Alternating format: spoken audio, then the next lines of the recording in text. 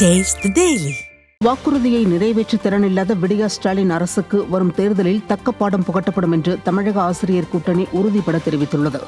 திருப்பூர் மாவட்டம் காங்கேயத்தில் தமிழக ஆசிரியர் கூட்டணியின் முப்பெரும் விழா நடைபெற்றது. இதில் பேசிய நிர்வாகிகள் விடியா திமுக அரசுக்கு கடும் கண்டனங்களை தெரிவித்து பேசினர். பின்னர் செய்தியாளர்களிடம் பேசிய அவர்கள், அரசு ஊழியர்களிடம் குடும்பத்தினரையும் சேர்த்து 1.5 கோடி வாக்காளர்கள் இருப்பதாகவும், ஸ்டாலின் எதையும் கண்டுகொள்வதில்லை என்றும் அதிகாரிகளே ஆட்சி செய்வதாகவும் விமர்சித்தனர். இந்த ஆட்சியில் கமிஷன், கலெக்ஷன், கரப்ஷன் அதிகரித்து விட்டதாகவும், பள்ளி கல்வித்துறை அமைச்சர் விளம்பரத்துறை அமைச்சராக இருப்பதாகவும் அவர்கள் சரமாரியாக குற்றம் சாட்டினர்.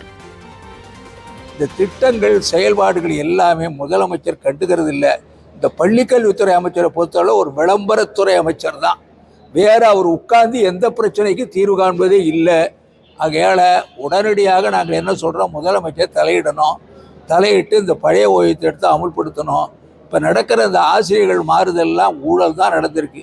அரசு பள்ளிகளே மூடிவிட்டு போங்களேன், பணி நேர்வழி எதுக்கு பண்ணுறீங்க?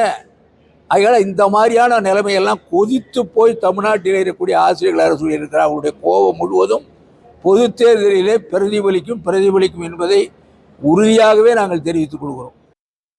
தமிழகம் முழுவதும் கல்லூரிகள் திறக்கப்பட்ட நிலையில் முதல் நாளிலேயே சென்னை காமராஜர் சாலையில் அமைந்துள்ள ராணிமேரி கல்லூரியில் அடிப்படை வசதிகள் சரியில்லாததால் முதலாம் ஆண்டு மாணவிகள் அவதியடைந்தனர். குடிக்க தண்ணீர் இல்லாமல், தங்குவதற்கு விடுதி கிடைக்காமல், போதிய கழிப்பறை வசதி இல்லாமல் மாணவிகள் சிரமமடைந்தனர். மேலும் வகுப்பறைக்கு செல்லும் வழியில் புதர்மண்டி கிடந்தும் அவற்றை மாடுகள் மேய்ந்து கொண்டும் கல்லூரிக்கான அடையாளமே இல்லாமல் அவல நிலையில் இருப்பதாக மாணவிகள் மற்றும் பெற்றோர்கள் புகார் தெரிவித்துள்ளனர். ஸ்டாலினின் உயர்கல்வித்துறை ஒவ்வொரு நாளும் அதல பாதாளத்தை நோக்கி சென்று கொண்டிருப்பது மீண்டும் அம்பலமாகியுள்ளது.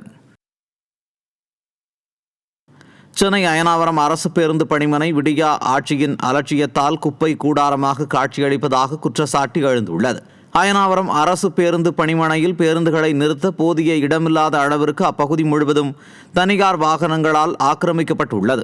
மேலும் அப்பேருந்து நிலையம் தங்குமிடமாகவும் திறந்த வழி கழிப்பிடமாகவும் மாறியுள்ளதுடன் குப்பைகளின் இருப்பிடமாகி துர்நாற்றம் வீசுகிறது.